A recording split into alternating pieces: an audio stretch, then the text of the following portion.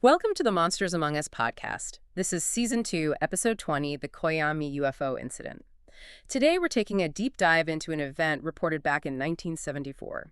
We're focusing on the story of a small civilian aircraft that, well, allegedly disappeared from radar after colliding midair with an unidentified object near the U.S.-Mexico border.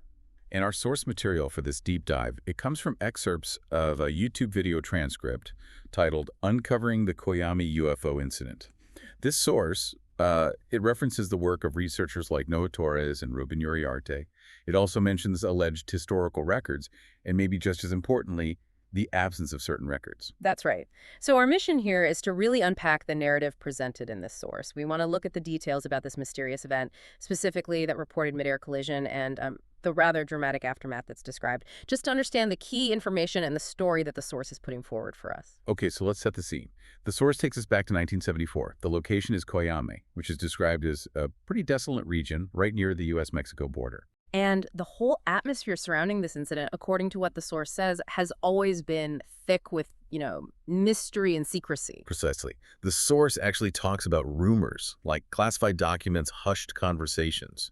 And it argues that this secrecy is exactly why the incident didn't just fade away. Instead, it became what the source calls a tantalizing chapter for, well, both believers and skeptics. The alleged suppression of details is really central to the story the source tells. Right. And this narrative, the one laid out in the video transcript we're looking at, seems to lean heavily on research by Noah Torres and Ruben Uriarte. Their work, again, according to the source, focuses on something called the Denver Report. The source sort of implies this is a key document, or maybe a collection of findings about the incident, and it also draws on recollections from local residents. Okay, so let's get into the night itself, the fateful night, as the source recounts it. It all seems to start with a single plane taking off from El Paso, Texas, destination Mexico City. But what's interesting, and the source points this out, is the ambiguity around this specific plane's departure. The transcript mentions the details are unclear.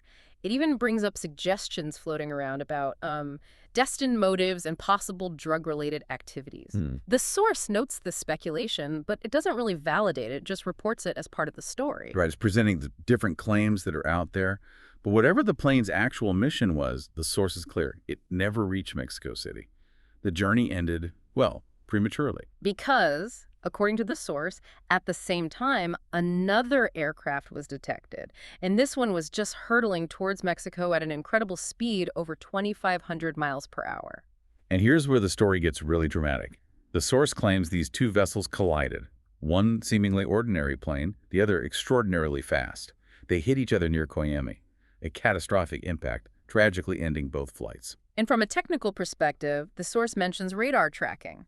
Apparently, radar screens followed both aircraft right up until the moment they just vanished from view after this reported collision. Now, the official reaction right after the crash. Well, the source indicates the FAA couldn't really lead an inquiry, apparently because the smaller plane took off from Mexico, not the U.S. The United States reportedly did offer assistance to Mexico, but that offer was declined. Okay, so the initial response was handled by Mexico then. So what does the source say happened when Mexican personnel actually got to the crash sites? Well, it describes a really stark contrast between the two locations. The small plane was pretty much what you'd expect. It was in ruins. The source calls it a testament to the devastating force of the impact. But the other object, that's where things get weird, according to the source. It says the second object remained eerily intact. And this object, the source really emphasizes this, it wasn't a standard aircraft, not at all. It's described specifically as a disc-shaped anomaly. Though it was mostly preserved, the source does mention a gash on its surface. And through this gash, its, quote, mysterious content was allegedly exposed to the desert air. Yeah, the source really pushes how strange this object was supposed to be. It uses this exact phrase. This was no ordinary craft. It was something altogether more puzzling, a silent enigma. That definitely paints a very specific picture. And what's particularly interesting in the source's telling is how much the U.S. supposedly knew.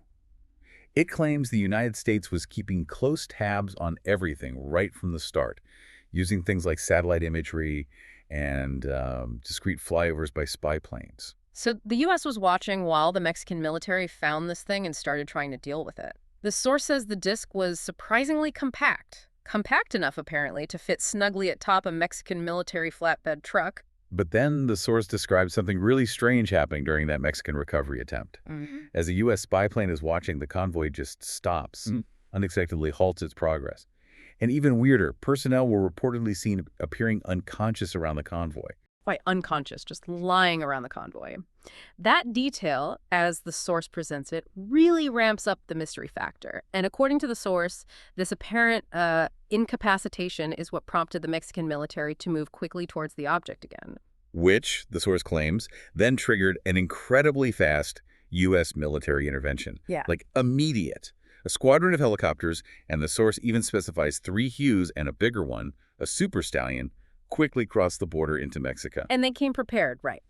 The source mentions biohazard suits, described as understanding the potential risks involved. That suggests the source's narrative thinks there was more going on than just picking up wreckage. Exactly. The extraction itself, according to the source, was done with precision and urgency. The U.S. team used that Super Stallion helicopter to lift the disc right out. Oh. But it wasn't just about grabbing the object, was it? The source alleges the operation included containing potential contamination.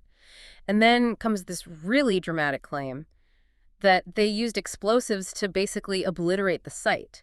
The goal, as the source puts it, was to wipe away all evidence of the incident. Yeah, and the source even gives a date for when these operations supposedly started. The night of August 24th, 1974, with the U.S. recovery operation apparently in full swing by sunrise the next day, leaving behind, in the source's words, a cleansed landscape. Wow. So, okay, with that dramatic sequence laid out, the source then gets into some of the lingering questions and connections. Naturally, there's been tons of speculation about where this object, if recovered, might have ended up. The source lists the usual suspects: Area 51, Fort Bliss, Wright-Patterson Air Force Base. The source also makes sure to include an alternative perspective, one often mentioned regarding the Coyame area.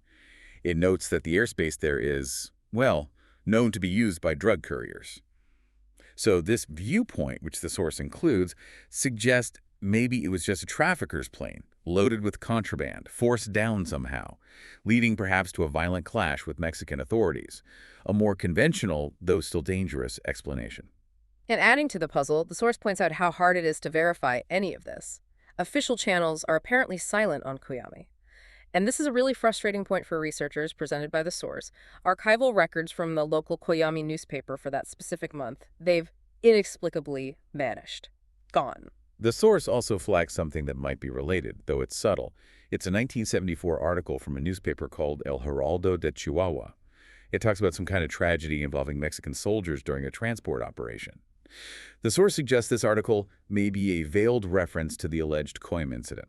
It's presented as a possibility. And finally, the source ties this whole Coyame narrative back to the big one, Roswell, 1947.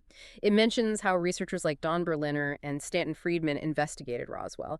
Their conclusions about an extraterrestrial crash and a government cover-up based on their research, well, the source uses that investigation as context, almost like it's trying to set the stage for how you should view the claims about Coyame. Right. So to bring this back to you, the listener, the core mystery laid out so meticulously in the source material is pretty compelling. You've got the alleged collision, an apparently ordinary civilian plane hitting something described as incredibly fast, disc-shaped, and strangely intact afterwards. Then, according to the source, this is followed by a very rapid, highly secretive recovery operation by the U.S. military, an operation documented from the U.S. side, apparently, but surrounded by official silence and those missing local records. Exactly. The source pieces together this specific chain. The 2 aircraft, the impact, the discovery of this weird preserved object. Then the initial Mexican response, that bizarre halt in their recovery effort. The U.S. monitoring it all, the swift U.S. recovery team in biosuits, the alleged site obliteration, and then just this void of official information afterward. This incident, as it's described and investigated within the source material we reviewed, really highlights the challenge, doesn't it? The challenge of figuring out what actually happened when information is scarce or maybe contradictory, when multiple explanations could fit and official channels just aren't talking, or as the source alleges here, maybe actively hiding things. It really makes you think about source reliability and, well, information control. What stands out to you? Think about it. What does it mean when these significant dramatic events are reported to happen? Events possibly involving multiple nations, militaries, yet official records seem to disappear and official channels go quiet. What could that pattern suggest about how information is managed? Or, maybe about the kinds of secrets that might actually exist out there? That is the end of this episode. Until next time. Keep to the shadows. Some legends are best left undiscovered.